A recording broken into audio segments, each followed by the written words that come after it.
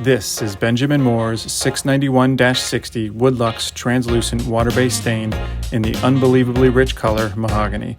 Join us as we explore its application on a variety of wood types, including red cedar, pressure-treated, and white cedar. Stick around to the end to see the incredible results once they've dried. If you're enjoying what you see, remember to hit like and subscribe for more content. And as always, links to the products are in the description below.